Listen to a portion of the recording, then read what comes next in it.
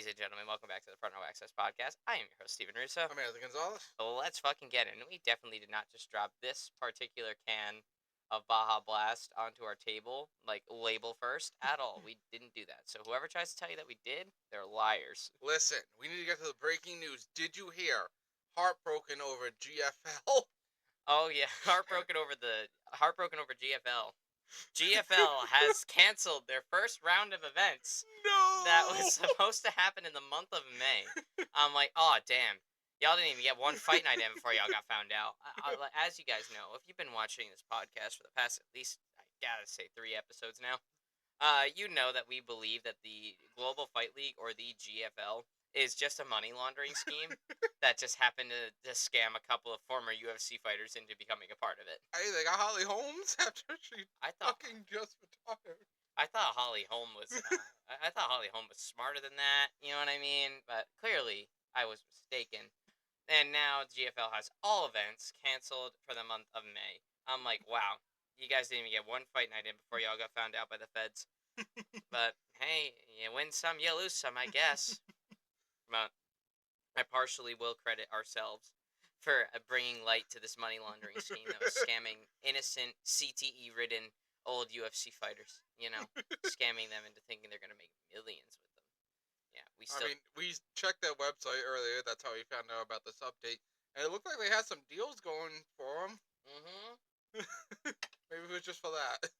Like, were they just doing this to get sponsorships? Is that all it was? So they can just get sponsor money? Then once they got the first round of contracts in, they're like, out. all right, we're done. And then you just fuck over everybody else in the process, I guess. But, yeah, so GFL has canceled all May events. And once again, I invite the GFL execs to email us at frontrowaccess15 at frontrowaccess15@gmail.com because I don't think you guys are real. I really don't. I seriously think you guys are fake. And you just somehow made some headlines for some unknown reason. But that's not what we're going over today, guys. We have a pay-per-view in a couple days. Yeah, 2 days. Yeah, like 48 hours, 46 hours. We got about 48 hours to get this one as much circulation as we can because your boy has been lacking as of late with this whole upload thing. So, that being said, UFC 314 is going down in Miami on Saturday. If you guys got the early bird special, you got it for $70 rather than the normal $85 that it runs for. Yep. So, congratulations to all you early risers, all you early birds for buying it. And we got the new fridge up and running again. It wasn't in the last episode. It's still here, guys. I promise. It's still here. Although we were looking for the cord for it because it gets plugged in. This is an actual fridge.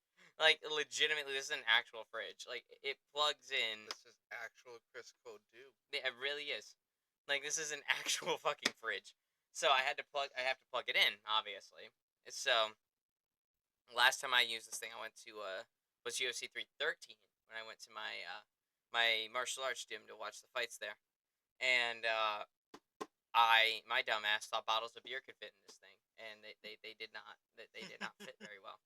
And just to spite myself, I put cans of that same beer in here just to fucking get back at my other self. Obviously, we don't have beer in here. We just have Code Red, the Nectar of the Gods, my favorite. If you guys are to send me a flavor of anything, please send me a flavor of even if you guys only send me one flavor when we get the sponsorship, make it Code Red, please. He's lying. He wants that spicy one they did a couple of years ago. No, not the flaming hot one. No, that stuff was yucky. It was my mistake for telling my coworker to go and get me a drink when on his break. He comes back with fucking flaming hot Mountain Dew. I'm like, you bitch. I handed him the cash and everything. And he spent my money on a fucking flaming hot Mountain Dew. And I'm like, you bitch. And he's just laughing his ass off at me. Never again am I going to do that. Yeah, don't think I forgot about that one, Noah. Anyway. But nah, Noah's awesome. Love him. I heard he's an apprentice at a tattoo place now, so that's cool. However, if you guys over at Mountain Dew want us to taste test some flavors, we are all for it. We are for. I know you guys are only the third biggest soda brand now, so we're helping you guys out a little bit. God damn it, Dr. Pepper. God mean, I tried the latest blackberry flavor. It was pretty good. Was it good? It was. Ah, man. More so than their cream soda one. That was bad. Didn't they have a strawberries and cream one? Yeah, they have one of them too. Is that one good? I haven't tried it. I'll be honest. Yeah, because like to be honest, me and Dr Pepper don't have a very good relationship. I'll be honest. Yeah. I've tried to like it multiple times and just to no avail. Because I thought it's like it's cherry flavored, you know. I'm like, it's just cherry flavored fucking cola. Of course I'm gonna like it, and I like cherry flavored colas. I like cherry Coke. I like cherry Pepsi. Like that stuff is good. When was the last time you had a cherry Coke? Cherry Coke, oh, years ago. Right. Because I only drink Pepsi now. So you know, but that was and I don't know. It's been a while. But I every single time I've tried Dr Pepper though, nope, can't do it. Even though I've tried like the flavored ones, they had like a berry one promoting some game. I forget back in 2019. It might have been like fuck, don't even remember. It might have been a Spider-Man promotion for Far From Home, the second Tom Holland Spider-Man movie, and it was like the Mysterio flavor. I'm pretty sure, but it wasn't very good. So that being said, UFC 314 going down. Alexander Volkanovski's back on the proving ground after getting knocked out last February by Ilya Taporia, therefore losing his featherweight championship, and now he's got a chance to win it again because this is Alexander Volkanovski's 10th consecutive UFC title fight in the past 5 years. Not even, no, 6 years, almost 6 years now. So that is insane. That's way too many, but it's true. But yeah, so 10th consecutive, and it's against Diego Lopez, who had a fucking tremendous year last year. And I think it only took him 703 days in the UFC to make it to a title fight, which is impressive, to say the least. Obviously, Alex Pereira had the fast track to get to the belt because of his history with Izzy, but for any normal fighter, that's really impressive. 700 days to get your first title shot. Like Diego Lopez, he debuts after Paddy Pimblett, and Paddy Pimblett still hasn't gotten a title shot yet, for good reason. But that, just to put it into perspective, though, like this guy Paddy Pimblett, who's also on the card this week, he's fighting Michael Chandler. We'll go over that fight later on. We go over all these fights. Obviously, you guys know this by now. We go over the main card. We go over some prelims and a couple of noteworthy early prelims, which there aren't a fuck ton for this week, except for two that I'm paying attention to. We have Michael Olenjashuk. He's back at it again. I think the last time that he fought was against Kevin Holland at 302, the one that you and I went to. Yep. And he lost by armbar to Kevin Holland. So that was a good time. So he's fighting this home dude, Cedricus Dumas, who's got some really pleasant tattoos on his neck, to say the least. And so that's gonna be a pretty cool fight. That's the featured early prelim. But another one on here that I actually have a personal connection with, kind of, is Mitch Raposo and Sue Manderji. Here, they're Mitch Raposo is actually a Boston boy. Well, he trains out of Massachusetts, and he actually fought a person that goes to one of my teammates that goes to my martial arts gym. So he fought my teammate Ian Cullen of like at least 8 years ago now, 10 years ago now. But Mitch Raposo fought him, and it was obviously Mitch won, but it was a very close fight. And to that point, he said he never had a harder fight. So that was just a little pat on the back for good old New England Taekwondo there. Shout out to you guys. But yeah, so Mitch Raposo right here. I'm definitely paying attention to him because, he fought someone from my gym. I'm literally 2 degrees of separation from him. So, it's kind of cool. He doesn't know that, but I do. That sounds really stalkery. But, Kind of crazy, like your Pereira connection you made. oh my gosh. Yeah, I don't know if I talked about that on the last podcast, guys, but I do newscasts for the Good 5 Cent Cigar, URI's news organization. Shout out to you guys. You guys are great. But, on that, I was doing a newscast. I was just covering like this little panel that was being put on by Joan Tewksbury. If for those of y'all that are really involved with film, You would know her from her work in Nashville and Old Boyfriends, a couple of like really good films from like the 1970s. So she was actually at my school. She's 89 years old and still traveling around talking about her time in film. And even though she's a 90-year-old woman, she's still extremely sharp, which I think is super fucking cool. Like, to be honest, like she was there, dude. Like, she wasn't like spacing out. She wasn't talking slow. She was there. I was impressed. So, yeah, so Joan Tewksbury was at my school, and I had to cover it for a newscast. And then I had to interview some students afterwards. I interviewed this amateur MMA fighter and I think amateur kickboxing champion, Kyle Bowler. And turns out he trains at Teixeira MMA with Alex Pereira and Glover Teixeira. So that's really fucking cool. And I follow him now on Instagram. I'm looking forward to his next fight. But he just chilling there. He was just if I didn't walk up to this guy and ask him for an interview, I would have never fucking known. Like, so that was super cool. Yeah, because I was wearing my UFC hat to the event, and then he noticed it. He's like, I like your hat, man." I'm like, "Yeah, you a fan?" He goes, "Yeah." He's like, "I do it." I said, "Oh, me too. I also train." And he's like, "Oh, where are you training?" And then when I asked him the same question, he's like, "Teixeira MMA." I'm like, "Motherfucker, what? Motherfucker, what?" He's like, "Oh yeah, Glover Teixeira is my jiu-jitsu coach." I'm like, and I'm like, "No way." So I look up this dude's Instagram, right? I look under his followers. There they are. The verified accounts. I was like, holy fuck. So yeah, shout out to Kyle for that. And obviously Mitch here. So I'm gonna hope that Mitch does pretty well here. He is going up against this guy Sue Maderji, I believe is how you pronounce that. And they're both lost their last fight, so I mean that's worth noting. One will come out a winner. One Well, will actually, come on a they winner. might tie. There's a good chance that one will come out a winner. Yeah. So this is only Mitch Raposo's second UFC fight. He lost his debut to Andre Lima by a lot of leg kicks. Yeah, Lima's monstrous when it comes to that. Yeah, poor fucking Mitch. He got his fucking legs kicked in. So we were in Jersey watching him fight, and I was rooting for him. Nobody else in the crowd knew who he was, but I did. So my little voice was rooting for him. But I'm hoping that Mitch Raposo comes on top here. He's got significantly less fights than Sue, though. I'll give him that. Sue is 16-7. Mitch is only 9-2. So, but they're about the same age as well. Mitch is 26 years old, and Sue is 29. So they're not too far apart in age. And so I'm gonna hope for Mitch to win this one, and I'm gonna predict Mitch to win this one, just from my own heart, because I want Mitch to win. What about you, Ant? I will say I want Mitch to win. I don't know if he will. I don't think he will, but I want him to win. Mm-hmm. Well, Mitch, if you ever want to hop on the podcast, we'll happily have you on.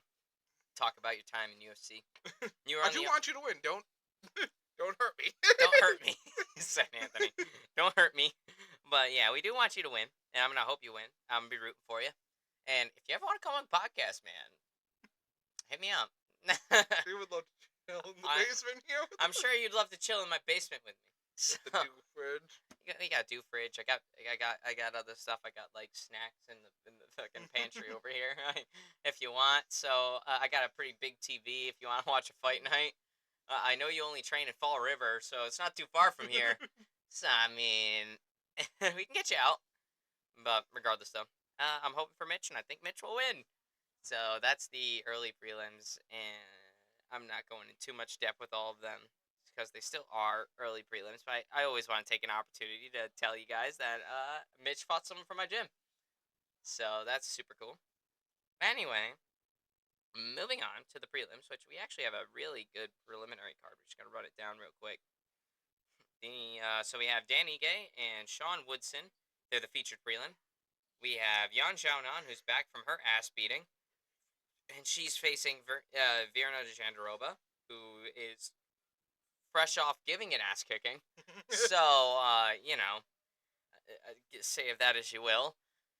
So that should be a good fight. And then we have Jim Miller and Chase Hooper. I am actually a big fan of Chase Hooper. He's a fighting nerd. And this kid is just like, he looks like he's my age. He looks younger than me, I'd even argue. and he just goes in there and fucks shit up. So he's definitely got good bright future ahead of him. We also have Darren Elkins and Julian Rosa, which Julian Rosa has been around since fucking forever ago. So Surprised she's not on GFL. I'm surprised he's not in GFL. So yeah, Julian Rosa has been around since way way back.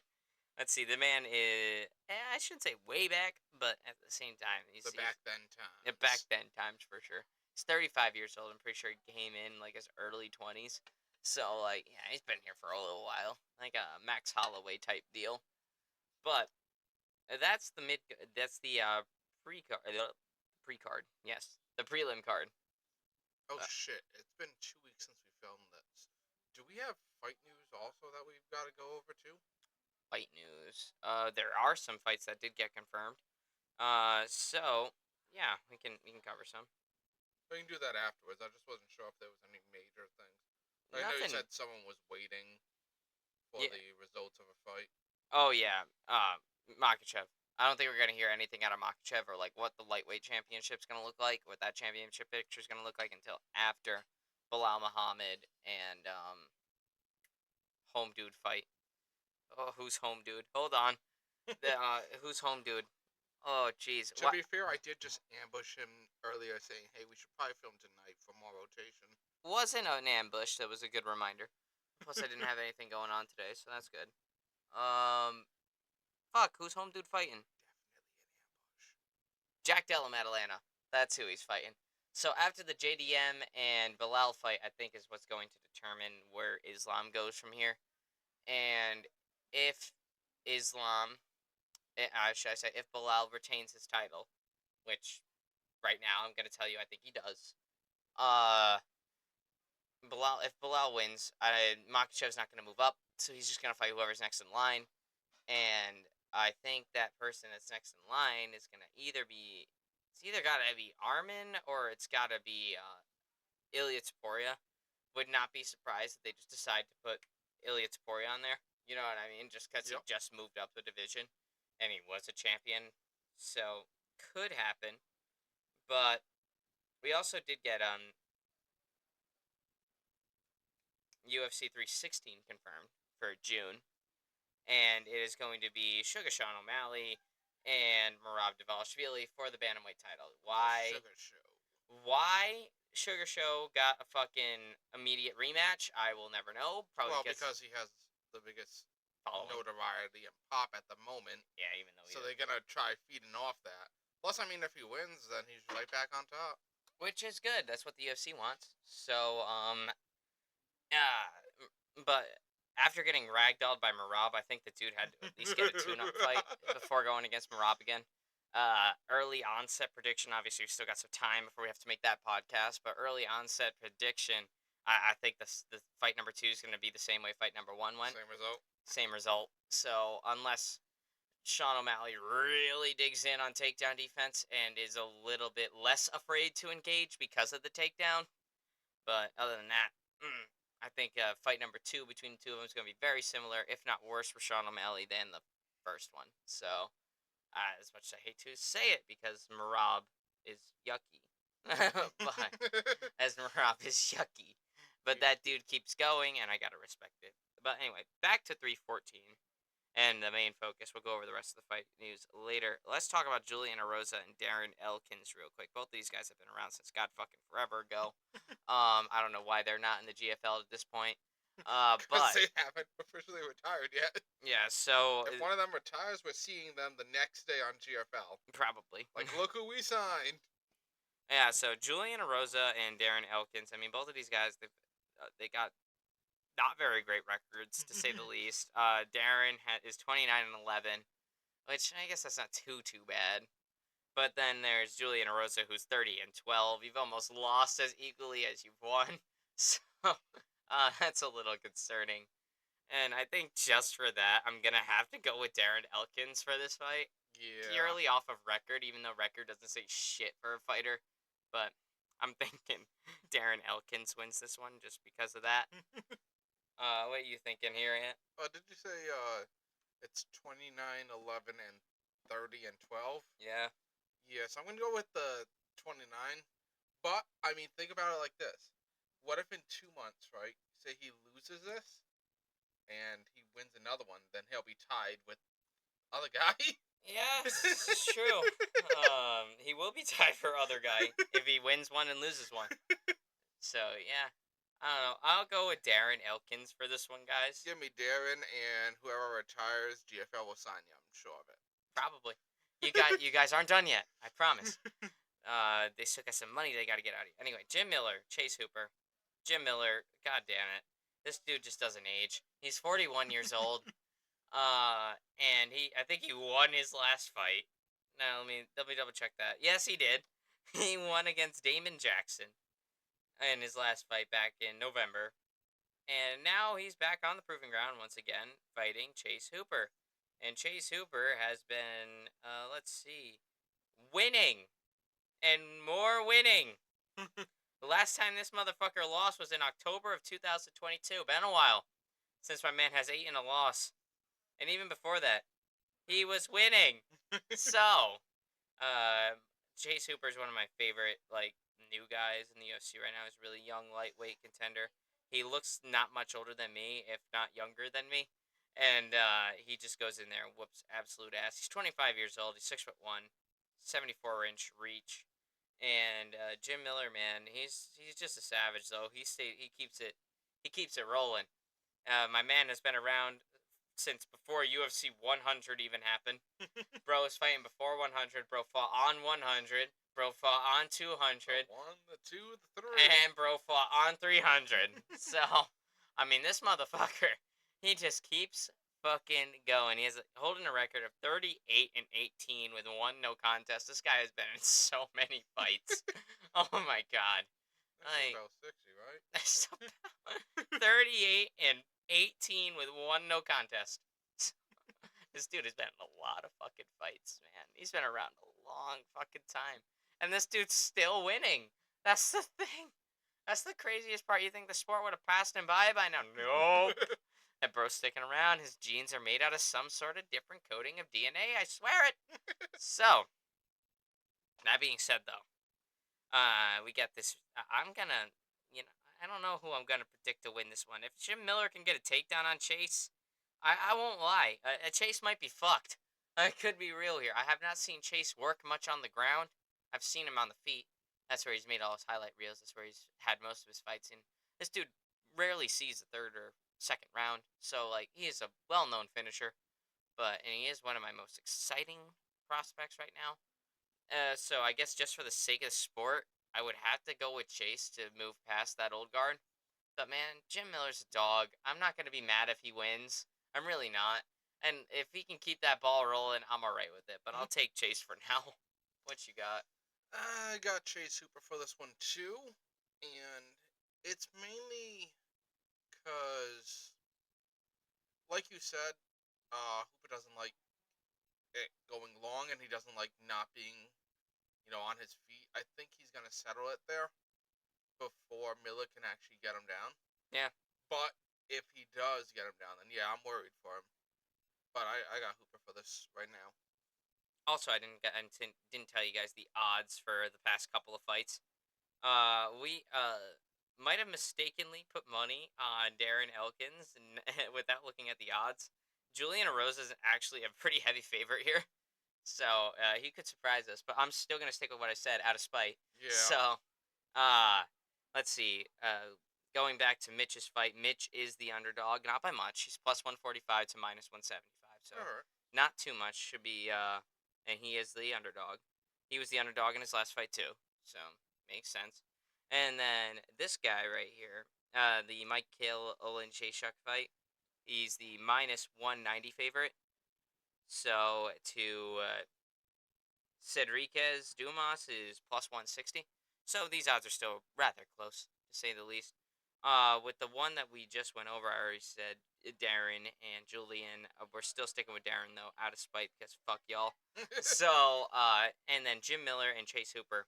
Chase Hooper is a minus 900 favorite, guys. Minus 900. He's the highest one on the card, I'm pretty sure. Let me take a quick look-see. Yeah, he's the highest on the card. Holy shit.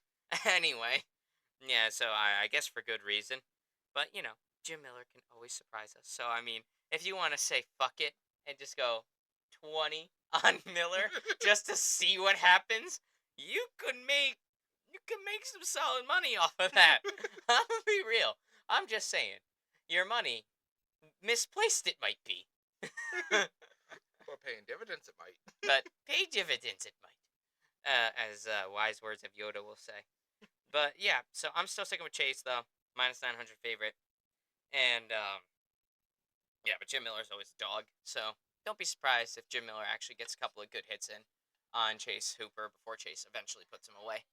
So, that being said, we'll move on to Jan Jounan and Verna Jandaroba. Jandaroba just came fresh off an absolute ass kicking of Amanda Lemos, I'm pretty sure. So, let me double check that before I say it's true. Verna Jandaroba, yes, Lemos, submission, round 2, July 2024. And Jan Jounan, I don't think, has she fought since Whaley? I don't remember her. Do you? No. Let's check. Oh no! Oh no, she fought in November. It's Talia Ritchie? Tabitha Ritchie. Alright.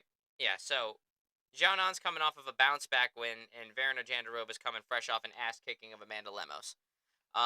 Both of these girls can fight really hard, very well. I mean, we saw Jan just not give up against Whaley at all, and actually took the fight to her for a little while back at UFC 300. So that's always good to hear. And Verna Jandaroba has just been rising through those ranks as of late. So, with that being said, though, I think it's going to be a great fight. Both these girls are pretty well-rounded. If I had to give a grappling advantage towards somebody, it would be Jandaroba. I think she might be slightly better on the ground, but I saw Jan hang on the ground with Whaley, so I mean, like, that's all right. So I think it's actually going to be a really close fight, or it could just be really fucking boring. They both could be too cautious to engage, but what I'm saying here is, I think it's going to be a really close fight, and I think whoever wins this might get a shot at Whaley at some point in the future. So, whether it's a Xiaonan rematch or Jandaroba's in fresh face, but I'm gonna have to go with Jandaroba for now. I'm gonna think that she's gonna outwork her a little bit, especially even on the feet. She tends to push more pace than Xiaonan. She kind of like likes to pick her shots. You know what I mean? And when she's on the ground, she's like takes her time. Jandaroba's always looking for a way to finish you, no matter what. So I'm gonna have to go with Jandaroba to win this one. I'm gonna say by submission, like late submission, if not a decision. I got Jandaroba for this too, and that's off feeling more afraid of her than of Jan. Mm-hmm. Is that how it's pronounced? Say again. Is that how it's pronounced? Jandaroba and Jan? Yeah, Jandaroba and Yan Xiaonan. Jan. Yeah, okay.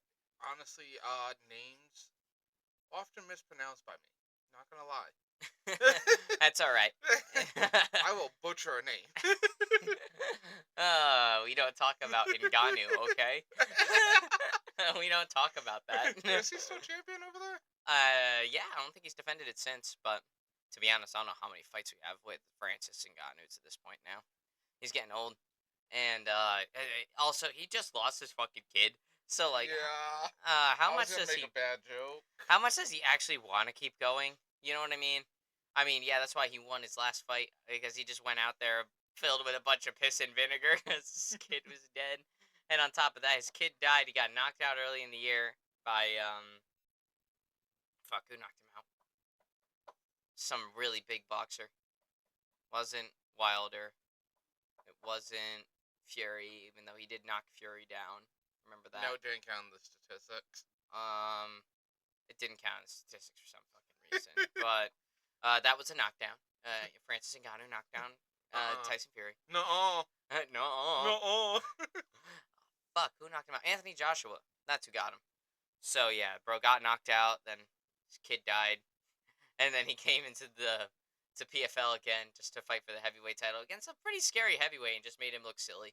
So yeah, I don't know how much we have left with Ngannou. He's already a very inactive fighter. So I mean, I Didn't think stop Greggy.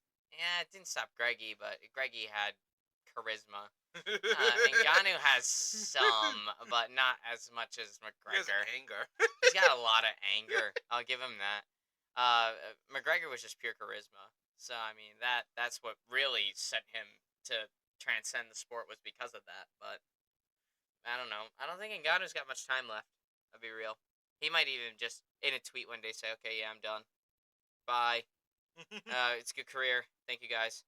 So yeah. Anyway, moving away from that though. Jan Jonah and Jandaroba. I'm taking Jandaroba. Then I think after that, Jandaroba deserves a title shot.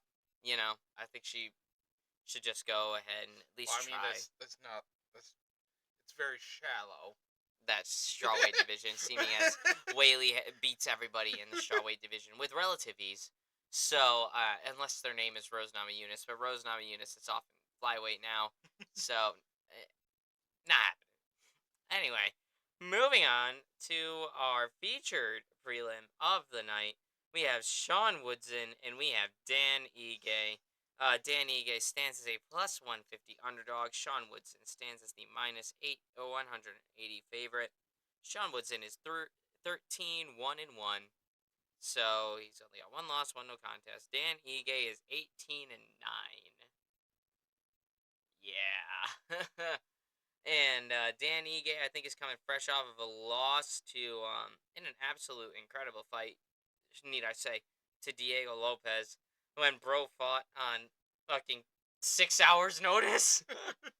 Actually, nah, his last one was, Yeah, I thought he had fought since then. yeah, nah, Leroy Murphy, who just won this past weekend, and against, what's his face, Josh Emmett, who's got ungodly power. So he is on a 2-fight skid. He had a war with Diego Lopez. It was a great fight. And then he got absolutely wrecked by home dude. So by other home dude. Oh jeez, I just said it too. Leroy Murphy. So that being said, Sean Woodson is coming off of a 4-fight winning streak. Okay. Dan Ige, I love you to death, buddy, but you're fucked. I'm taking Sean Woodson to win this one by whatever he wants. I'm all for Dan Ige. More power to you. But I'm gonna go with Woodley. Dude, I love you, Dan Ige. You're fucking amazing, but you're fucked here. Woodson's got your ass, and I don't know why. The dude is dangerous. Anyway, You can do it, Ige. Woodson's got this. yeah, put a couple more on Woodson. Put a couple more on him. Anyway, moving on to the main card. Main card here is looking pretty good. It's a really good pay-per-view card here. We had one cancel, right? One fight on this one canceled? Was it this one or? It was on the prelims. Yeah. We had one fight canceled with They're fighting next week or the weekend. Next week. So, good old shit. Hold on, give me a minute. I got this. Oh boy. Hold up, wait a minute, put a little. Thank you. Yeah. I needed that. Oh shit! Why am I not thinking of it right now? Hold on. I got this, guys. I promise. Man. Meanwhile, how was the weather today, Ant? Much better than the past couple days. I didn't get any rain on me, which is always nice. Where I work, we often have doors open, so it's usually pretty cold unless I'm busy. Yeah. So, yeah, not too bad. Anyway, Jeff Neal and Carlos Prates was the fight that got canceled on the main card. Jeff Neal pulled out of the fight with a knee injury, I believe. And now Carlos Prates has been scheduled to replace Khalil Roundtree and Jamal Hill in a main event spot with Ian Machado Gary. Khalil Roundtree and Jamal Hill were supposed to fight next week's fight night. Jamal Hill, I believe, pulled out of the fight, leaving Roundtree without an opponent.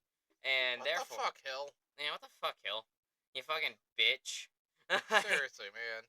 You fucking bitch. Anyway, regardless though, Carlos Prates, Ian Gary. Carlos Prates has been absolutely fucking killing it, and Ian Gary is coming off of a loss that made him look better, to be honest. So, that's next week though. We'll go over that a little bit later after we get through this pay-per-view card. Also, so back to the main card here. We have a pretty solid main card, as I mentioned. We have Alexander Volkanovski challenging for the featherweight title, the vacant featherweight title. Ilya Taporia has moved up to lightweight and vacated the title instead of leaving a whole division on hold. Thanks for not pulling a McGregor, Taporia. Well, I did want to see you fight more. Although I did want to see you fight another person at featherweight. But I mean, you took down Holloway and fucking Volk. I mean, you take down. That's that. Did he get by T City? Did he get by T City Ilya? Yeah. Did he have to fight him, or did he? Oh, I'd have to skip him. I think he might have skipped him. But would have liked to seen that, but would have liked to see that fight. But to be honest, let's be real here. Is T City gonna beat Ilya Taporia? Listen, if he gets that lock in. Let's be. Ilya Taporia is also a jiu-jitsu guy. That's his base. Yeah, sure, he's known for knocking out two of the greatest featherweights of all time, but nah, this dude's base is jiu-jitsu. Your chin, they can crack your chin. Yeah, this dude. So, I mean, I guess you really didn't have much more to prove in your division besides, making do of two of the best strikers and two ultimate generational talents in that division. Bunch of reasoning will never, ever be better than Holloway's because the dude just wanted to eat ramen. Yes. Dude's like, sick of doing that. I want to just eat ramen, man. So, Volkanovski and Diego Lopez. Diego Lopez had an excellent 2024. And, big on fight. We'll go over that fight a little bit later. We have Michael Chandler, Iron Michael Chandler, and Patty the Batty Pimblett. We also have Yair El Pantera Rodriguez and Patricio Pitbull. Patricio Pitbull making his UFC debut. Former two-weight division Bellator champion. Bellator doesn't exist anymore. It's now PFL. But, regardless though, two-weight division champion and a well-rounded fighter against Yair Rodriguez, who's always exciting. And Brass Mitchell, Bryce Thug Nasty, or should I say Thug Nazi? Mitchell. Listen. Mm-hmm. His wife was possessed by a witch. I will never understand Bryce Mitchell, man. I will never understand. Is there a world where you want to understand? I don't think there is a world that I want to understand it. He's even admitted to himself. He's like, I have nothing going on up here. It's all nothing but a bunch of air in there. And then when he hops on a podcast, he's like, well, doing my own research. And then he said what he said. I think I don't need to tell you guys, but he's a really big fan of Yahtzees. And, the Yahtzee video game, the game with the dice. I honestly did not see that podcast. So. Yeah, but Bryce Mitchell talked extensively about how much he loved Yahtzee. So, I don't know, something about the dice rolling around in a cup and then dumping it out, I guess. But, anyway, he's facing Gene Silva. He's coming fresh off of a fucking brutal knockout, last I remember. I think he fucking knocked the absolute shit out of Bagdasarian. I wonder if they're setting him up. I wonder if they're setting him up. I mean, Dana White did say, we're going to get this guy fight and hopefully he gets his ass kicked. Yes, Dana White legitimately said, I hope he gets his ass kicked. You made an enemy of your boss and then accepted the first fight that your boss gave to you, Bryce Mitchell. So, yeah, make it make sense. I've heard some of his podcasts, Dana White's. Yeah. Yeah. It's like... I've heard some of those, too. Yeah, Dana's... Oh, man. Yeah. What'd you hear? I want to know what you heard. Tell me what you heard. I heard a specific comment of these sorts. It's like to say, this is from a podcast, to say that Jewish people don't like money. It's like saying Italians don't like pizza. Yeah. Yeah. Dana White said some questionable shit, too. Yeah. And let's not forget to mention he's actively always advocating for our 45th and 47th President of the United States. Donald Trump. I also grew up watching the torture he put people through on Fear Factor. That was pretty fair to say. Oh, Dana? Yeah. Oh, really? He was Fear Factor? Yeah, he was the I was too little for that. Yeah. He was like the he was like the head of it. Was he? Yeah. Wow. Yeah, so Dana White's definitely not a perfect saint. But, I'm gonna double check that, but I'm pretty sure it was him who was hosting. That's what he was the host of Fear Factor. Hey, you know He what? has gone on record as saying that he could not believe that things that they got them to do. But Which yeah, is wild to say the least. yeah. If But you've yeah, seen Fear Factor growing up, you know the shit I'm talking about. yeah, I do. No, no, I was too little for that. I was like a toddler, probably. Maybe early elementary school at that. Preschool probably is more the barometer when Fear Factor was a thing for me. But yeah, I don't know. I've Oh heard no of. no no, he hired Joe Rogan. Oh, he hired Joe Yeah, Rogan to to do do Fear it. Factor. All right. But yeah, So regardless though, Bryce Mitchell and Gene Silva. Yeah, Gene Silva's coming off of a brutal knockout over Bagdasarian a couple months back. And I gotta say, Gene Silva's making a rather quick turnaround. I think he got that knockout in January. No, yeah, February. Yeah. So safe to say, he was like, hit up Dana and goes, Dana, I want to fight him. Let me fight him. You know, and it was like shortly after. I'll be honest, I might have completely mixed up Dana White and Joe Rogan there for a while. I'm sorry, it's like 9, and I've been up since like 3. My bad. You know, I actually have not. I actually have seen a lot of people confusing Joe Rogan and Dana White. Yeah. That's not like uncommon. Yeah, but Like, I got the two guys mixed up. My bad. yeah, Anyways, so Bryce Mitchell getting knocked out totally. Bryce in Mitchell. Yahtzee, right? Yes, Bryce Mitchell's not going to roll very well in Yahtzee, so he's going to get knocked out. And yeah, I'm going to be cheering for the Brazilian against the American. Yeah, there was a So time a year and a half ago where where we really we liked really liked Bryce Bryce Mitchell. Mitchell, mostly We because we might not have agreed with oh, some of the everything statements or like any of the public statements. saying the Earth is flat and Yeah, vaccines are hoaxes. that We yeah, don't, no. we don't acknowledge that. But then as soon But as he said that shit, nope. but he was entertaining to watch. He was, and plus he had camo shorts. I mean, who the fuck doesn't like camo shorts, right? Taking a lawsuit up against the company to Just so get can you get some camo shorts. So I mean that's valid, but you know we have since turned our backs completely on good old Bryce Mitchell. Did we turn his back or did we see his true colors? I think we just saw his true colors, to be honest. Yeah. I think that's more the case here. We were like, we bought the facade for a little bit. I mean, bro came down with a Bible in his hand. What a fight night. I'm like, you know, if he wants to bring a Bible into the octagon, fuck it, let him do it. You know what I mean? Like, I wouldn't be mad if, like, Khabib came down with a copy of the Quran. You know? But I don't know why that got so much hate, though. I will never understand that one. Bryce Mitchell did get a lot of hate for bringing a Bible into the octagon. Oh, because they just don't want people. Mm-hmm. Honestly, with the way America is, a lot of people are just tired with people shoving their own views Yeah, upon so them. I think, to be honest, I mean, yeah, obviously, this is going into more of a society, a Well, that's why I socio-cultural. left it very light there. Yeah. So to say the least, I think that's probably what it was. But I don't think I'm ever gonna like justify that hate because I mean, if you wanted to Oh bring, yeah, you know, but keep in mind, there's people all across the spectrum. There's yeah, you, me, mm-hmm. then you got flat earthers over here, Bryce a Mitchell, bit more over there. they're a little bit that way. Notice how I'm moving it very far to to my right, A couple different area codes away. So, yeah. Regardless of, Gene Silva is absolutely going to make a mockery of Bryce Mitchell. I'm predicting a brutal knockout in round 1.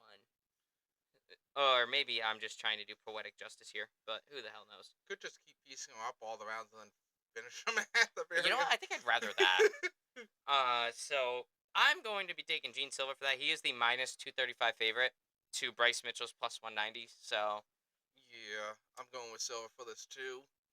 and then, oh, I totally skipped over a fight.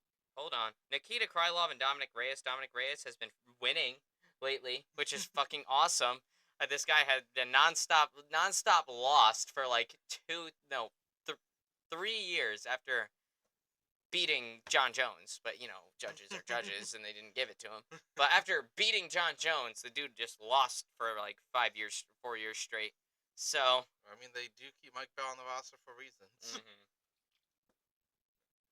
Oh, you got the whole Nevada State Commission to reevaluate how to judge rounds? Well, stay on with us. Yep. So, Nikita Krylov and Dominic Reyes. Krylov is so fucking scary. That guy is so powerful. I swear to God, he has cinder blocks for hands. And he's so fast. He's good on the ground, too. So, I fear that Dominic Reyes' Cinderella story that's going on right now of him slowly climbing up the light heavyweight rankings could be in jeopardy with this fight. It really could be. I mean, Dominic Reyes is on a 2-fight winning streak right now. And I'm so happy about that. I love seeing this dude fucking win because he's done nothing but lose for so long. After beating John Jones, he just kept losing. So therefore, it just discredits his fight more and more and more when he beat John Jones. So I mean, seeing him beat Dustin Jacoby back in June, seeing him beat Anthony Smith just this past December, just made me so happy, man. I love Anthony Smith, but like, dude, I needed Reyes to win that fight. I needed that shit. Like, he's on a win streak now, and now he's getting fucking put up against Krylov, and I'm afraid that the fucking resurgence of his career might be in danger with this fight. I really do. I want to keep the faith strong as much as I can, but home dude. I mean, Krylov hasn't fought since 2023. He's been out for a little while. Dominic Reyes has been fighting due to actively. injury or anything? Or? I forget. I think it was could have been an injury, but he lost by submission to Ryan Spann in March of 2023. So, Ryan Superman Spann, fan of his too, but before that, he was riding a bit of a winning streak. He beat Alexander Gustafsson, he beat Volkan Ozdemir, but he also lost to Magomed Ankalaev and Paul Craig. So I mean, this dude hasn't fought a whole lot, and he is on a winning streak, and he is the favorite to win this fight. I want to keep my faith as strong as possible in Dominic Reyes, but I think I'd be stupid to go against Nikita Krylov in a prediction, so I'm going to have to take Krylov to win this one, unfortunately, but I bet your ass, my ass is solidly behind Dominic Reyes this whole time, alright? This one is actually a coin flip for me. Because while Krylov is scary, the thing is, experience speaks volumes, and I really do think that there's a chance that he can actually win this. Dominic Reyes? Yeah. I mean, me too. Like, I feel like he's gonna surprise us, and I feel like Reyes got this. So I'm gonna go behind Reyes, but it is a coin flip for me. Yeah, and as far as the experience is concerned, if you want to talk purely fights, Krylov has more. Really? He's 30-9. But he hasn't fought. But he hasn't fought for a recently. title, and he hasn't fought recently. So Yeah. therefore, Dominic Reyes has more high-profile moments for sure. As you all know, when people stop fighting for a while, I always get worried about them. Mm-hmm. Same thing with Israel. And he was look out what for happened. a while. Yeah. Look what happened. Just to me, it seems like, unless it's like due to injury, like they might have lost their nerve or they don't want it, and that's what I like seeing in my fighters, them wanting to compete and win. So that's why I'm gonna go with Reyes for this. I'm really hoping Reyes But wins. it's a coin flip. It is a coin flip. It's a very close fight. The odds are a perfect representation. They're not that far. Nikita Krylov is only a -180 favorite to Dominic Reyes +150. But I think they should be closer. I think this should more be a pick'em fight than anything else. But just based off of that. But regardless, though, Dominic Reyes, please make my prediction wrong. Please make my prediction wrong. Well, good news is one of us will be right. Yeah, that's a good thing. That's always a good thing. Next up. Yep. Yair Rodriguez, Patricio Pitbull. Pitbull making his debut in the UFC. Former 2-weight Bellator champion. Both featherweight and lightweight, I believe. He pulled a McGregor off until, he lost his lightweight title to Usman Nurmagomedov. So, and then Usman Nurmagomedov lost his belt because drug tests. And then won his lightweight title again. So, he's still the champ. But Pitbull, he's a fucking dog, dude. I fucking love this guy. I know Pitbull's a dog, actually. Yeah, I mean, you're right. I think everyone worldwide knows that. So, Patricio Pitbull, man. He's a fucking dog. I love him. He's such a good fighter. The dude is all gas, no brakes, and he can fight anywhere. The dude is a good striker. He's a good wrestler. He just couldn't beat Dagestani plot armor, which that's okay. You know? Could not beat Father Plan. Nope, he cannot beat Father Plan. So, he's facing Yair, the always exciting Yair Rodriguez. I mean, Yair Rodriguez, I don't think he's ever been in a boring fight, like, ever. Hey, have you ever seen Yair Rodriguez in a boring fight, Ant? No. Me neither. This dude always fucking brings it. This is gonna be a super fun fight. Both of these guys are pretty much very flashy, all gas, no brakes type of people. I mean, Yair Rodriguez is a former interim champion. You guys gotta remember that. He triangle choked Josh Emmett for that shit. So, I mean, and then he got demolished by Volk. But, demolished by Volk after losing to Islam by that much. So, obviously, Volk was gonna come back and just wanting to fucking kill you type deal. Wants your bloodline. And that's exactly what he did. Finished him in the third round of that fight.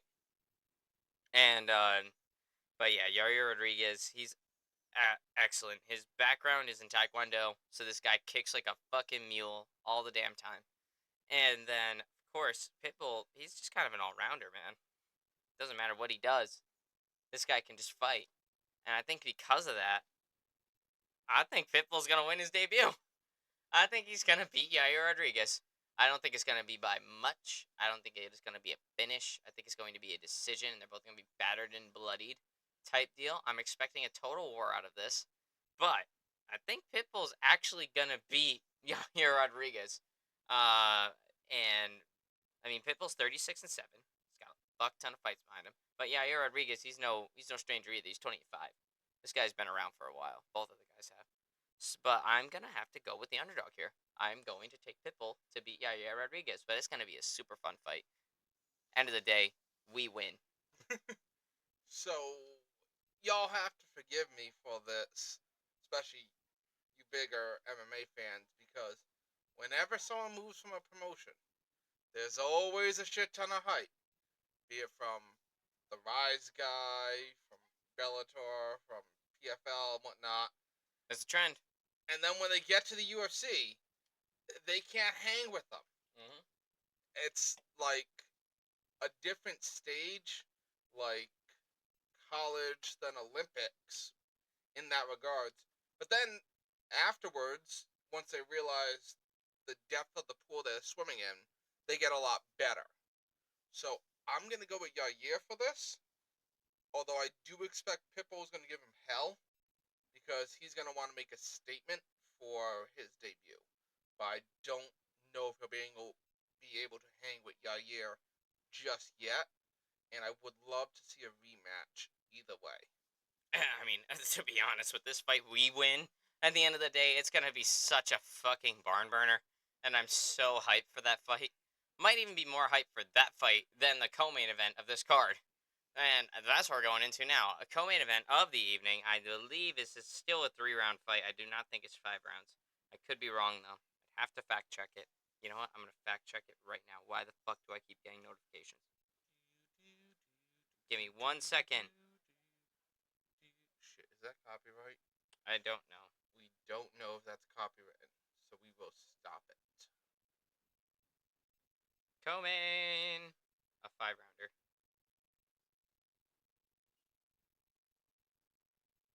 Co-main event. 5 rounds. Okay, it is a 5-round co-main event. I just checked. That's according to UFC.com. So, yep, we're at a good source right now. So this is going to be quite the fight. As the odds stand currently, we have Michael Chandler and Paddy Pimblett here, obviously. And it looks like Michael Chandler is the plus 124 underdog to Paddy Pimblett's minus 148 favorite, which I think is fucking wild. But at the same time, I can understand how this goes. And I was telling Anthony this before we started the production. This is exactly how I think this fight's going to go. You guys ready? So, Michael Chandler, round 1. He's going to come out like a bat out of hell. He's going to look like the greatest fighter on the planet Earth. And he's going to go out there. He's going to give Paddy the Baddy the worst round he's had in his short UFC career. And then round 2, he might continue the steam. He might. You know what I mean? He just might. but then he's gonna make some dumbass mistake at the end of round 2, if not the beginning of round 3, and then he's gonna absolutely get battered and bruised and possibly finished, either knocked out by Paddy Pimblett, which would be a total tragedy if you're Michael Chandler, because Paddy Pimblett's got pillow hands. So I mean, Patty's got pillow hands. So if you get TKO'd by Patty the Batty, that you're just done. All right. But I think Chandler's gonna make some dumbass mistake, like he usually does in fights, or Patty the Batty's gonna get so pissed off that he committed another foul because that's just how Michael Chandler rolls. And then Michael Chandler's gonna get finished. And then after Michael Chandler gets finished, they're still gonna give him an after post fight interview, and he's gonna call out Conor McGregor. I think that's how this fight's gonna go. So, Anthony, how do you think this fight's gonna go? Oof. I like the way you laid that out, and I can definitely see that happening. For my official take on this, um, yeah, I hate Paddy Pimblett, but I think he's gonna win.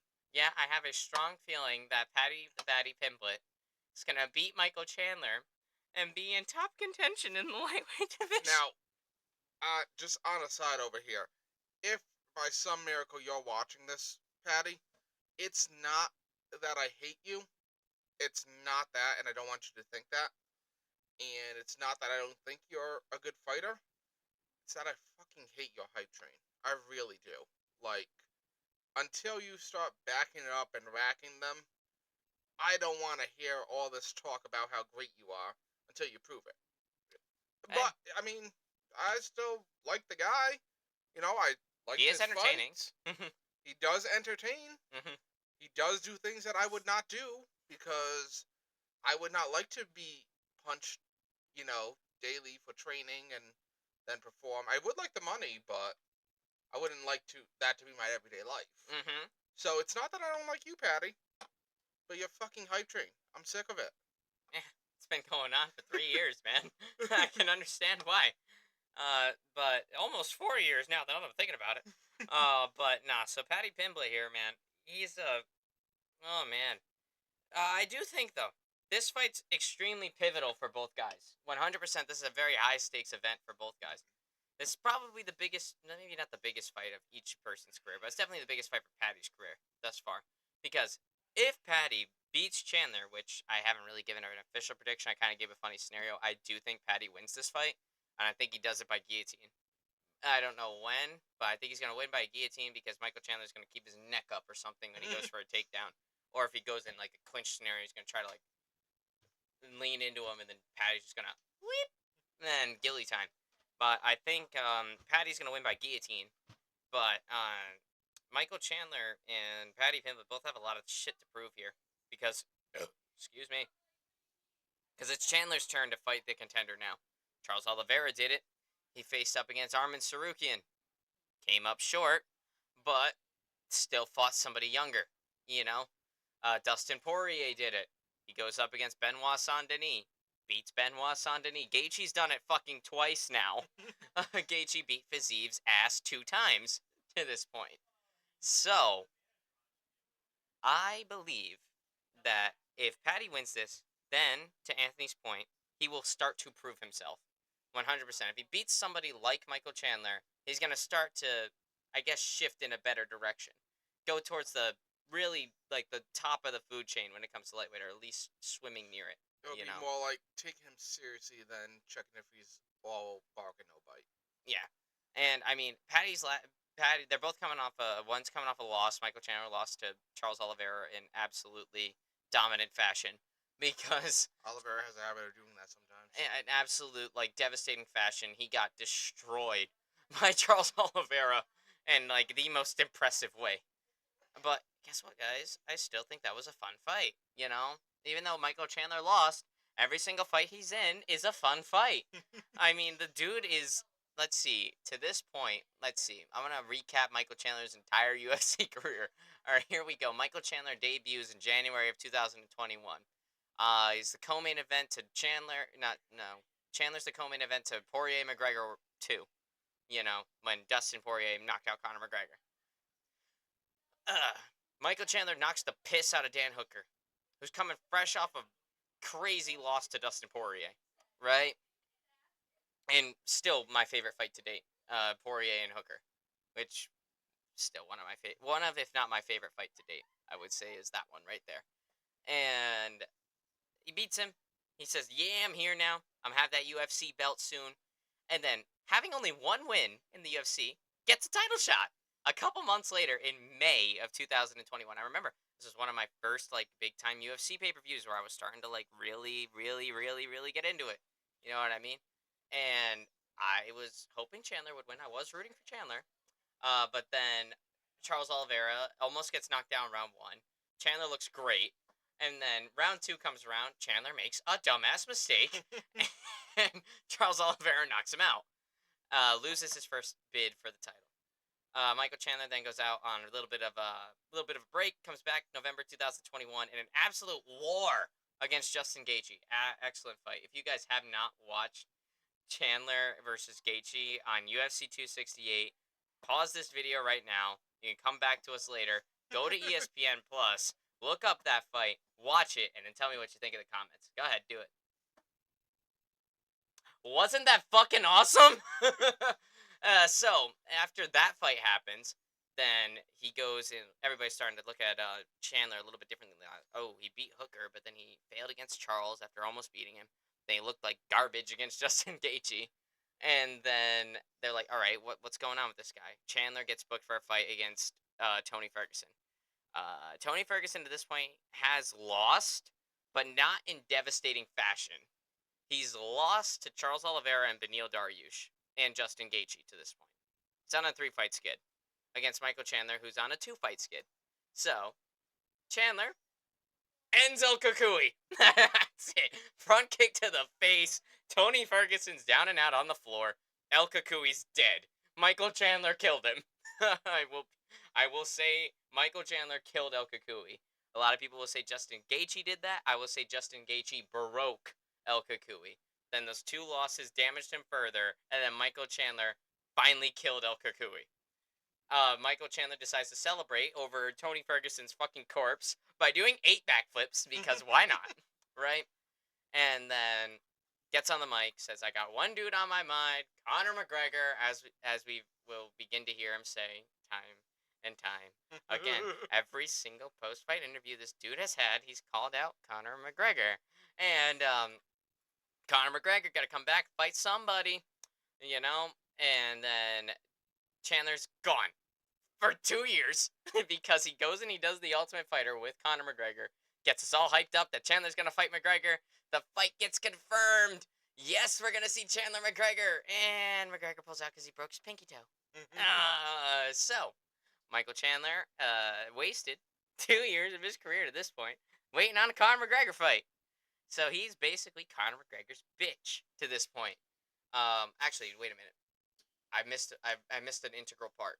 After he knocked out Tony Ferguson, killed El Kukui, he faces Dustin Poirier at UFC 281 in November of 2022.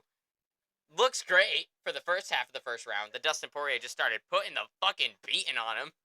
And then round 2, that was Chandler's round. I'll give it to him. But that was mostly off ground control time. And then, once again, Chandler makes a dumbass mistake and gets submitted by Dustin Poirier. So, and then Chandler goes away for 2 years. We wouldn't see him again after losing to Dustin. He almost gets that fight with McGregor. Nope. And then we're thinking maybe it'll get rescheduled. Nope. Then Chandler finally fucking moves on. So I'm gonna go fight Charles Oliveira again, November 2024. Just this past November. Goes out there, gets fucking beaten. Like, badly. Worse, I mean, yeah, he got finished by Charles Oliveira in their first fight. But this second fight, I think, was worse for Chandler. Because he didn't get finished, sure. But he still got beat on for 3 rounds straight. Like this, or was it 5 rounds? I'm forgetting. How long was that fight? Was it a 5-rounder? I feel like it might have been a 5 I think it was a 5-rounder. For 5 rounds. 5.5 rounds, 4.5 rounds, should I say, because the last half of the 5th round, he almost beat Charles Oliveira again. But, and then Oliveira does as Oliveira does, beats his ass by unanimous decision. And then now Chandler's fighting Patty. Now it's time for Chandler to fight a contender. Gaethje's fought 2 contenders, the same contender twice. Poirier's fought his contender. Charles Oliveira fought his contender. Out of all those guys that have fought their contenders, only one of them lost, which just goes to show how hard it is to break through that old guard of lightweight. Now, not only do you have to break through the old guard of lightweight, then you have to beat Islam at the very top. So, I mean, if you're a young lightweight, just give up. You're not gonna just wait. I shouldn't say give up. Don't give up, but wait to fight ranked opponents until this old guard goes away. All right, maybe take a top 15 if it comes upon you, but like just don't bother with the top of this division right now because you're gonna get your ego destroyed, and that's not what I want you to do. So your confidence in yourself is gonna dwindle. So don't just wait for them to go away. They're getting older now. I mean, I'm pretty sure Poirier's next fight is his last one. And I think Dustin's even said that his next one's going to be his last one. Will it be? I don't know. Dustin Poirier says it's his last fight a lot and then doesn't always end up being his last fight. He's 35, 36 years old, so I mean, technically speaking, it would make sense if he were to go out right now. But if you had just seen that ankle pick. if you just didn't see that ankle pick, if you just saw it, if you just countered it, and he just kept beating on Islam like he was that entire 5th round, then we would have heard and knew. Dustin Poirier would have been champ, and he would have retired on top with the belt. You know what I mean? But I'm still not over it. We're not on that timeline. We're not on that timeline. Maybe there's a timeline where Dustin Poirier does the impossible and he did beat Islam Makhachev. And I hope people in that timeline are super happy that he did. But that's just not what I had. It's just not that's not the timeline that I got. So it's all right. I'll be okay. I still love Dustin. Eventually. I'll be okay. Eventually. I'm still not over it. But regardless, though, Chandler, this is his fight to prove that he's still good. Because I mean, I've seen multiple people online, and I mean, don't go on MMA Twitter or anything like that. It's a toxic place. But I've seen so many people in that space that are just clowning on Chandler. I don't really like it. You know what I mean? I mean, yeah, it's kind of true. He fights dirty, and he is basically Conor McGregor's bitch, but he's still a good fighter. You know what I mean? Like don't disrespect the guy. You know what I mean? He just had his kid. Like, he just had another kid. Like, come on, let the man go. He needs that Greggy paycheck now more than ever. Which congratulations to Bree and Michael Chandler for bringing in their new baby, because they had a lot of issues with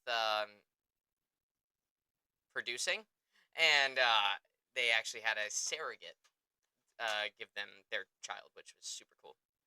So big moment for Bree and Michael Chandler. Congratulations to them. But sorry, Chandler, I'm still gonna clown on you. but I do love you though.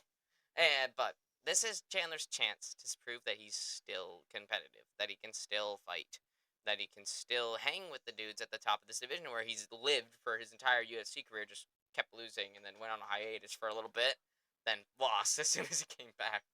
But that this is Chandler's time to be like, okay, I can still do it. If he has any title aspirations still, this is his time to show that he really fucking wants it.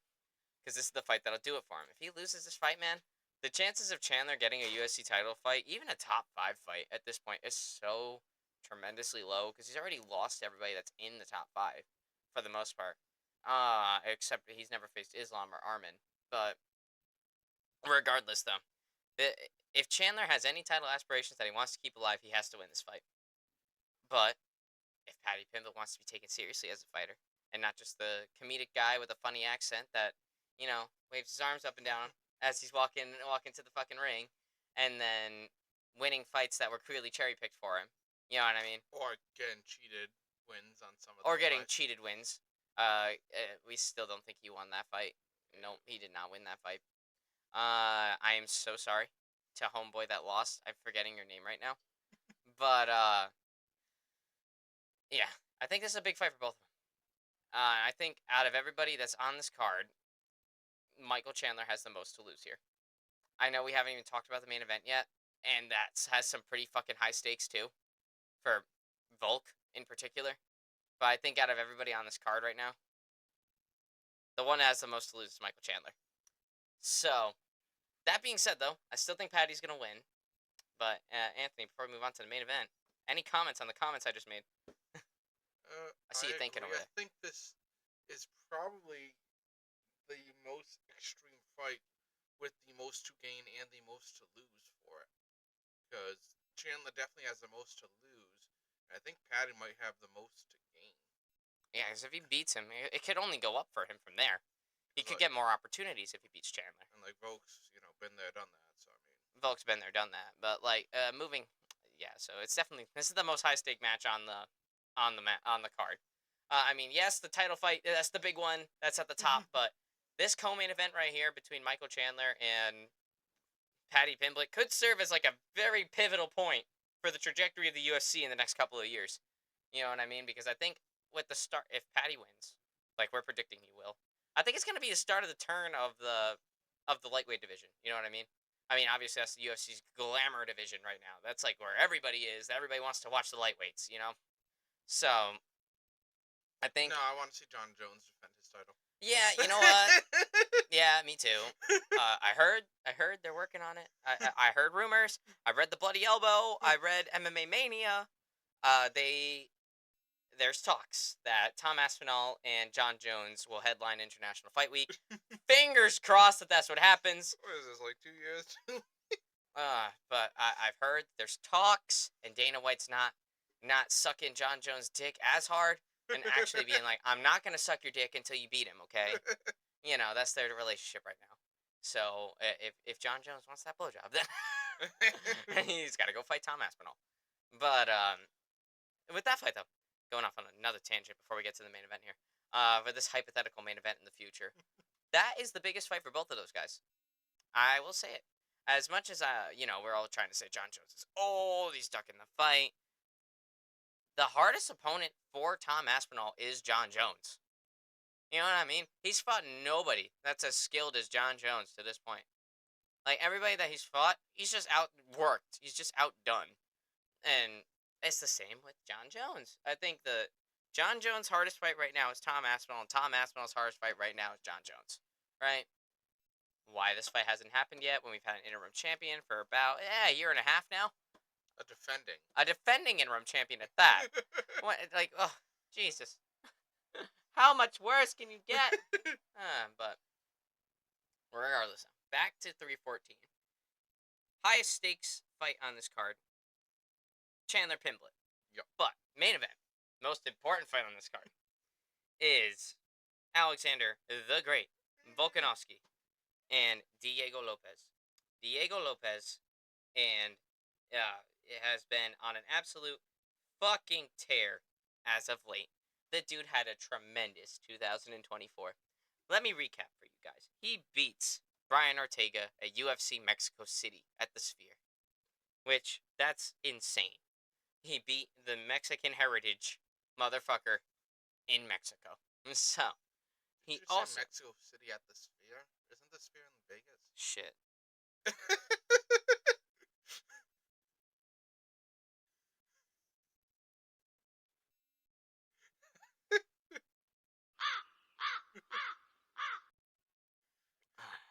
Hi guys, this is us at 9. Calling this for you. Oh man. All right, we're back at it. All right, and Noche UFC at the Sphere. He that was supposed to celebrate Mexican heritage. Diego Lopez took a giant shit on it, and he beat Oh yeah. Brian Ortega. I don't think he had a say in it. Yeah, so he beats Brian Ortega. Pretty dominant decision. Nearly knocked him out in the first round. I don't know how T City survived as all three different. rounds, but the dude's built different. Then he also beats Dan Ige during International Fight Week. Dan Ige fighting on fucking 6 hours notice. Diego Lopez making weight not once but twice, and even switching divisions and making weight in both divisions. So originally his fight was supposed to be at featherweight. Then his opponent dropped.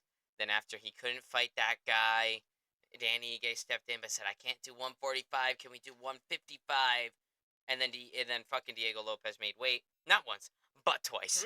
And some people can't make weight. And some people can't make weight. Y'all know who you are. Work on it, guys. Hamza Chimaev. Anyway. Sorry, I had a little tickle in my throat there.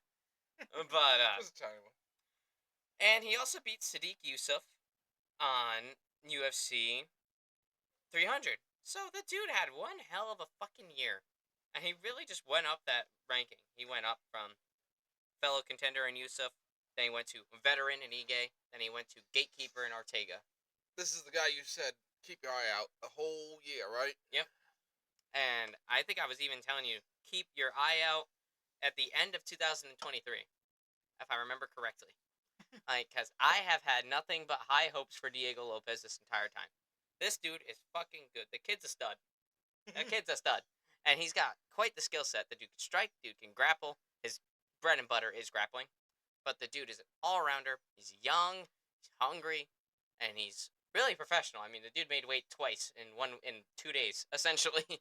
So, big team player, and I like that too. I like when a dude's reliable like that. Volkanovski, though. Volkanovski, it's safe to say he's had a rough stretch of fights as of I late. like how you literally just said you like a dude reliable, and I'm just thinking, wasn't Volk a bit too reliable? Volk was a little bit too reliable. I do like reliability. I do like that, what's it called? Ambition, but at the same time, sometimes you overdo it. And that's what's been going on with Volk. Volk was an extremely active fighter, as you know. He still very much is, I'm pretty sure, but he just went on a sabbatical for a little while. I mean, the problem that stemmed from that being a really active fighter was being His pound for pound. Yeah, he was pound for pound #1 fighter. He was the most ambitious motherfucker ever. And eventually, I think that, not even I think, that ambition killed him. You know what I mean? That ambition ended up killing him.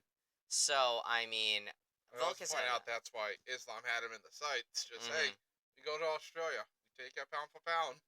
Yeah, so he fights, had an excellent fight against, Islam Makhachev, their first fight, back in February of 2023, 2 years ago now, which is insane to think about. That really is. Which is insane to think about. But 2 years ago, they had a fucking war. Both guys looked unstoppable. Islam is coming fresh off of a victory over fucking prime Oliveira, essentially. And then Volkanovski was just this unbeatable, like, fucking machine. He put the fucking beating on Max Holloway in 2022. He was the machine from down under, that man. For real. And then he put the beating on the Korean Zombie. And then I'm trying to think, did he have one more fight in 2022? He beat Korean Zombie, and then he beat Holloway. After he beat Holloway, hold on, I'm gonna look at Volkanovski's fight record real quick. A dude's fought so much I lose track sometimes. Anyway, it was just Holloway, and then he fought Islam. So Volkanovski was pound for pound #1 fighter. Islam was the top lightweight. That was the champion. It was champion versus pound for pound #1. Great fight, and Volk comes up short, but he looked good in the process. He did put a fucking beating on Islam Makhachev and showed that, guess what, guys? Islam's human. He's not a machine. And even Dustin did that even more so, I would say. Like, guys, he's not a machine. He's a human. But then again, Dustin Poirier had just an unlimited well of motivation. Well, limited well, but a very deep well. Dude, that Dustin Poirier I saw in that fight was something special. That was that like I say every time we mention this fight on this podcast. That Dustin Poirier that we saw fight in New Jersey I've seen so many Dustin Poirier fights where he's looked so good in all of them. But that right there was the best version of Dustin Poirier I've ever fucking seen. Like, this dude was just not unbeatable. He was beatable in the end, but unstoppable. But he was unstoppable until, the last half of the 5th round. So, like, this dude, if the dude was just on point, that was the best Dustin Poirier I've ever seen. I had so much hope, and then it was taken away from me. And then I threw up outside the venue. Yeah, I was gonna say, trust me, I know both me and that pile of vomit after the fight. No. Pile of vomit. Yep. But I had so much hope just for it to be taken away from me because of a damn ankle pick. But that hope was all justified. We saw how the rounds went. Like, dude, it was Dustin. Like, he was doing fucking good. And I'm like, holy fuck. I'm sitting there in my seat, damn near, like, crying, like, holy shit, he might actually win this. You know what I mean? Restraining ourselves from punching out those college kids next to us. Oh, yeah. I did not like those frat boys. But regardless, though, back to Volk. He fights Islam. then he loses. He goes and he fights Yair Rodriguez back in his own division, beats Yair Rodriguez ass, then gets another shot at lightweight title later on in the year and gets head kicked by Islam Makhachev and gets knocked out. First time we've ever seen Volkanovski get knocked out like that. Ever. First time I've ever even seen him in like that kind of like danger. You know what I mean? And then Never should have taken that second Islam fight. yep, never should have taken that second Islam fight. But I mean, if opportunity comes a knocking, I guess you got to answer the call. But at the same time, it might not have been a great move. I mean, I feel like he had jumped the line to get that rematch. yeah. I think he wanted it back. I feel like they could have gotten someone else for it. Well, they called Justin Gaethje first because I mean Gaethje just knocked out Dustin Poirier to this point, right? He knocked him out in July. They're like, hey, look, Charles is out. He can't fight. Do you want to fight with Islam Makhachev? Then Justin Gaethje actually declined because he wants a full camp for Islam Makhachev, which fair. You want a full fight camp for that guy, and he also said he couldn't make the weight in time even if he could. So they moved to Dustin Poirier, and then Dustin was like, nah, if nobody else says it, then sure. And then they called up Volk, and then Volk was like, yeah, man, I'll go fight Islam again. let's go see what happens. And then, well, he saw what happened. He got knocked out, and then I didn't see it coming. That yeah. was the problem. and then he got knocked out first round. It wasn't even like it was a close fight. It was first round knockout.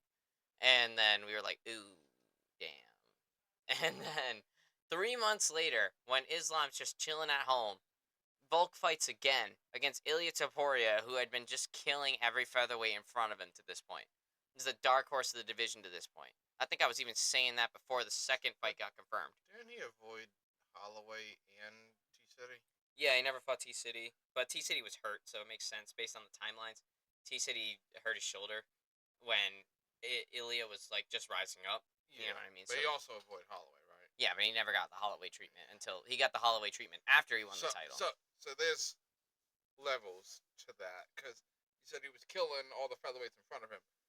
But at the time, when we're still contender Ilia, he didn't fight the best of the best that are right before, Volk. Yeah, like he beat Josh Emmett. He beat everyone else, though. Yeah, like he beat Josh Emmett, who's notoriously the gatekeeper of featherweight. You know what I mean?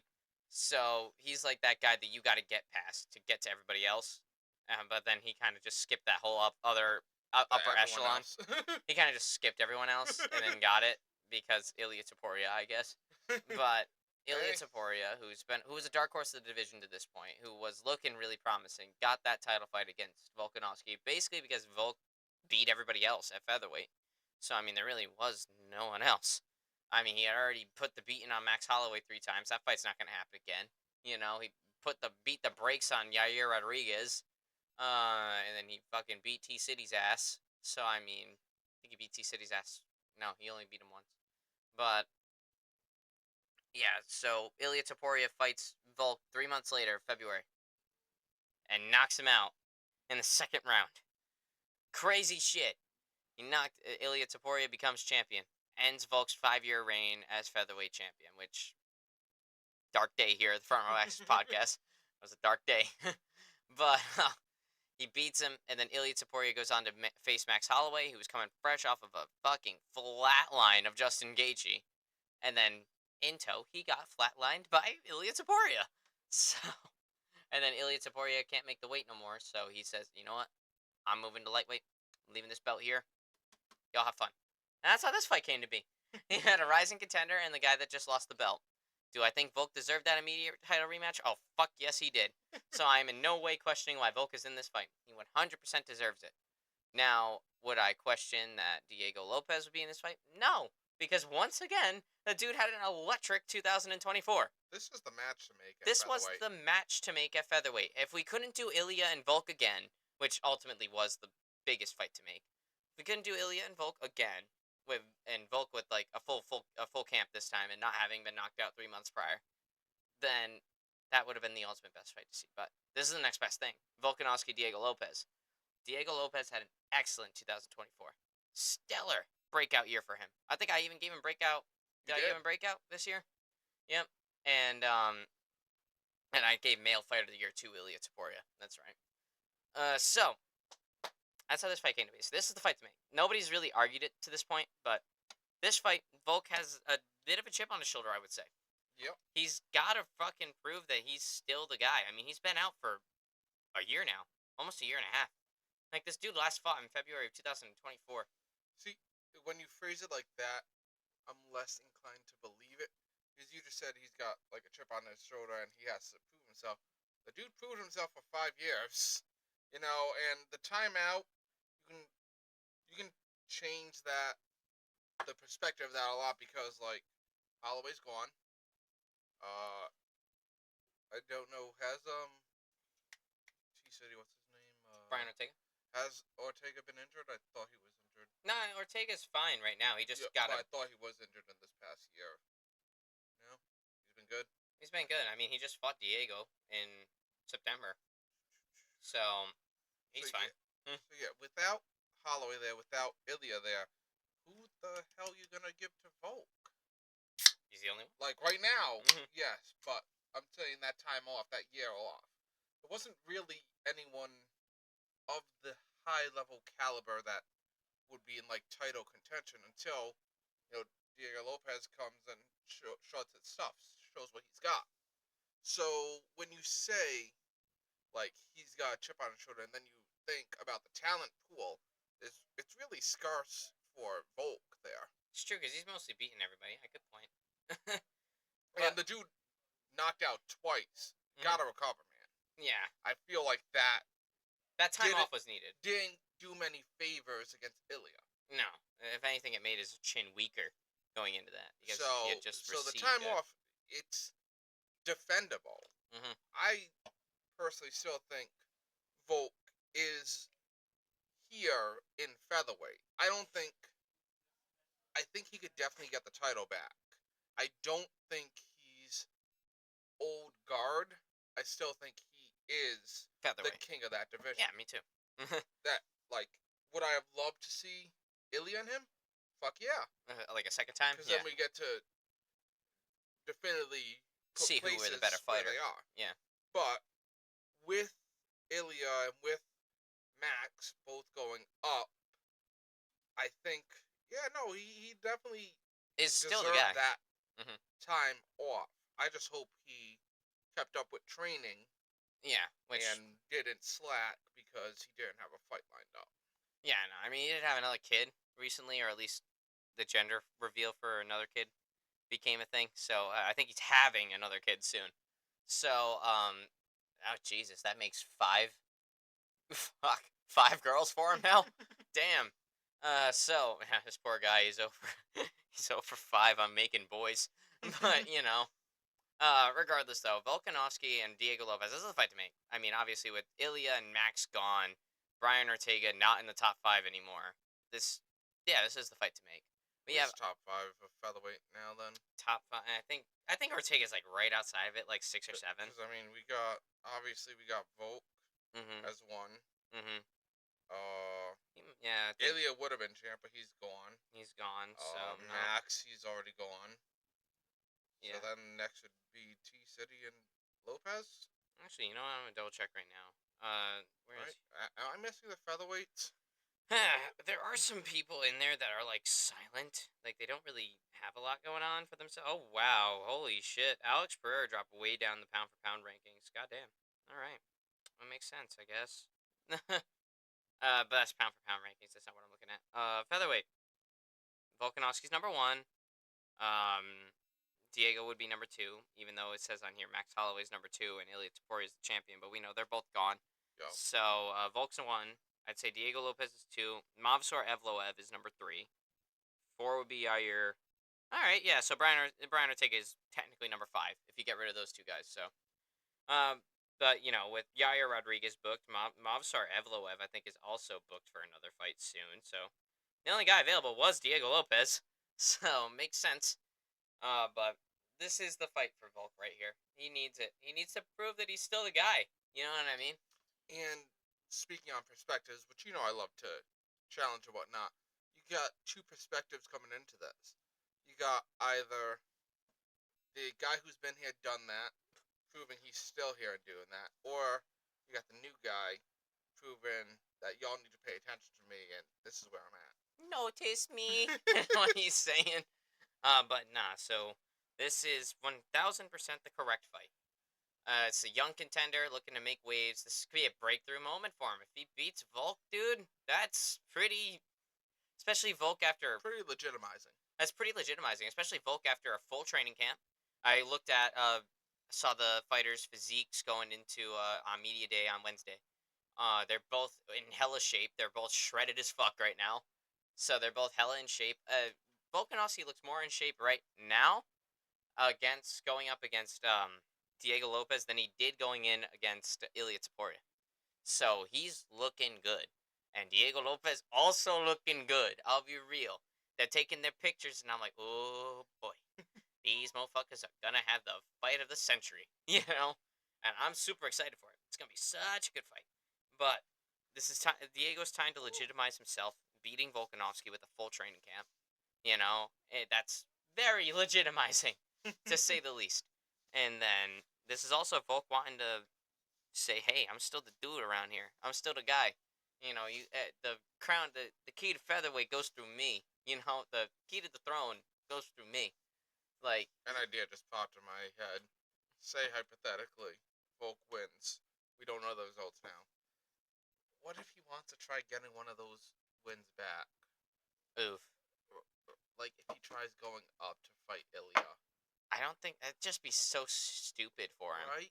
That'd Like be say so he, dumb. say like, because I feel like it was kind of that for what's his name? See, champ. Islam. Yeah. Islam. Like I feel like he definitely wanted that back, and he had to go to that length to get it, fight him up there. But what about Ilya? Do you think? Because say he wins, Ilya's king of the division, guys. Again, he's won everyone. Again, he's got no competition. Again, Are you talking Volkanovski or? if Volk wins Mhm. this next match for him, I mean, maybe Mobsar Evloev. That's the only thing I could really think of. oh, you said he's booked right now. But he's booked right now, so I mean, there's like not many people for him to fight anymore. Because then it kind of seems like a dead division. Like already beat all of them. Mhm. All my competition moved up because they couldn't hang at this weight. I don't know. That's something that popped into my head when I was thinking win-loss repercussions from this. Yeah, but that's what definitely Volk's trying to do here. Definitely trying to tell you guys that he's still this top tier guy. That he's still like the homie. You know what I mean? Like that guy.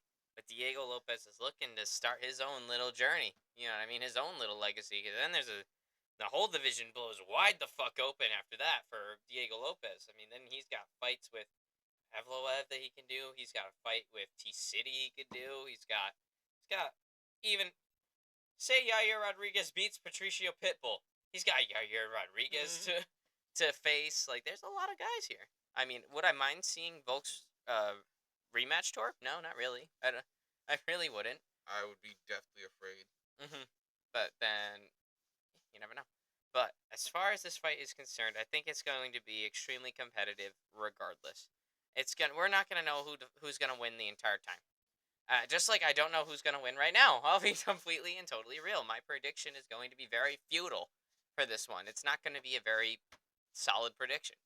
It could very much change in 2 days. It could change as they're getting into the ring, and I just see what the looks on their faces are. It could change after the first round. Like, this is a very futile prediction I'm going to give. I almost don't want to give it, but that's what we 6 have hours to do. before the goddamn match starts, one has to pull out. That would suck.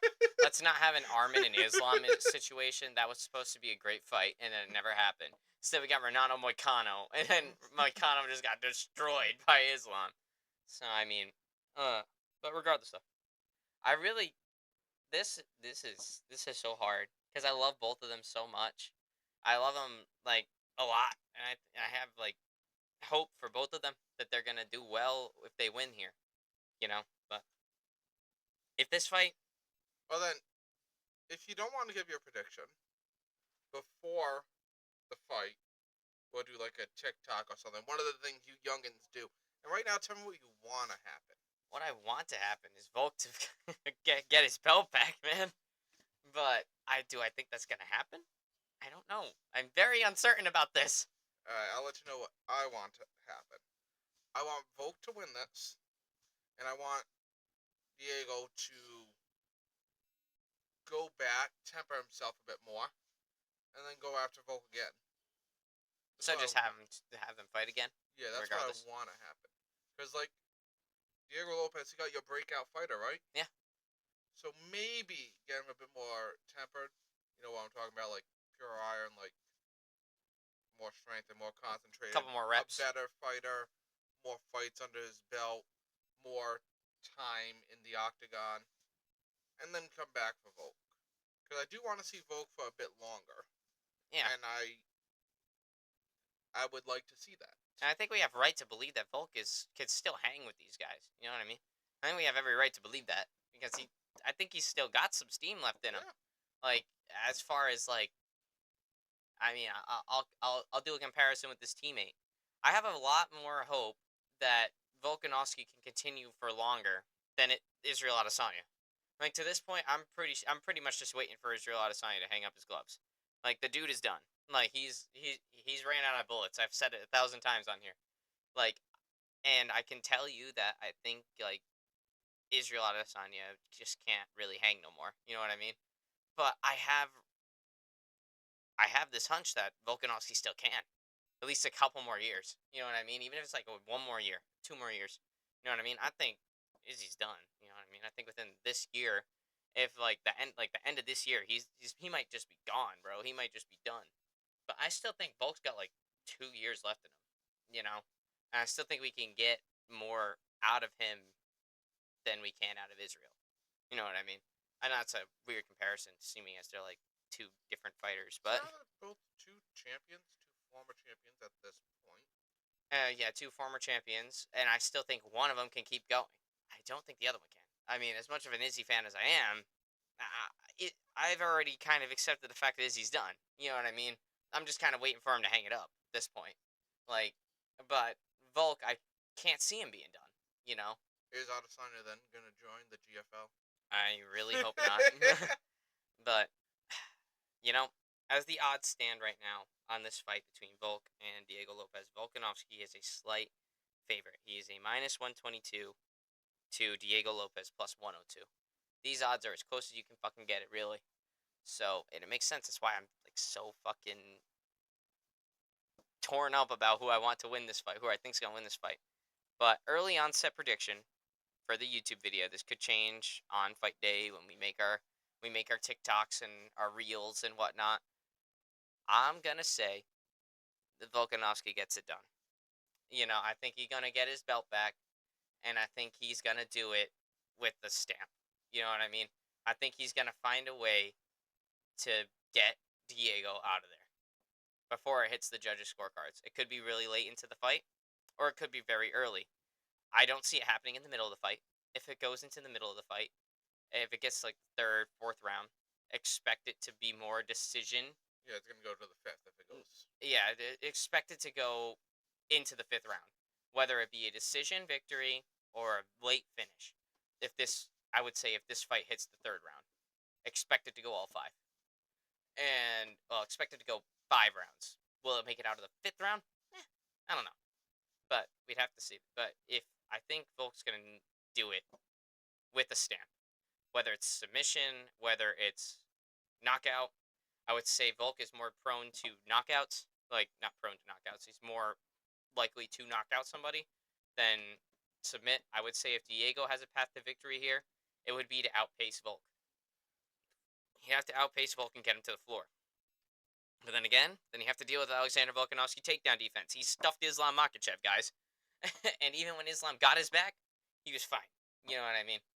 So if Diego can get him to the ground, might be a bad day for Volk, but I really don't think so. But I'm gonna say Volk does it by some kind of finish. It's gonna either be really early in the fight, like first or second round, or it's not gonna happen till later, until like the fifth. Like I said, if this fight reaches the third round, it's gonna go to the 5th, and expect it to be a war, till the very end. But that's what I got right now. I will say Volk wins by some kind of finish, either early on in the fight or late in the fight, not in the middle. What you got?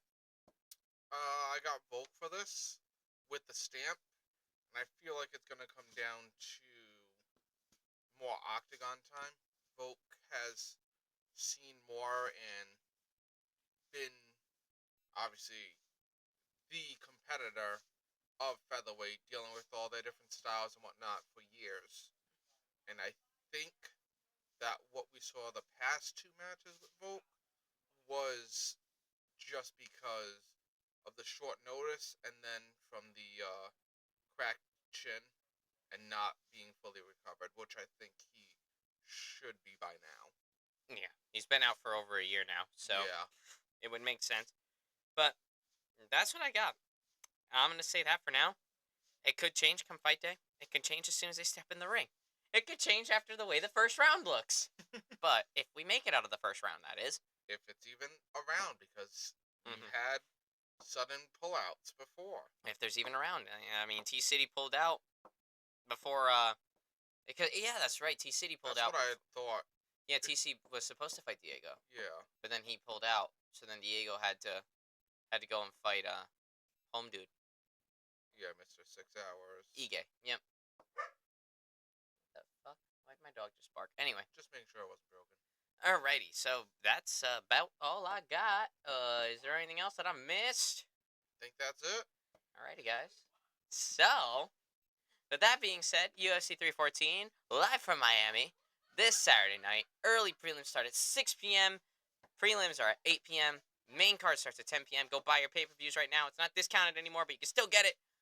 So, we're going to hope for Volkanovski, and we're going to hope that, Michael Chandler doesn't call out Conor McGregor again, because we're kind of over it to this point.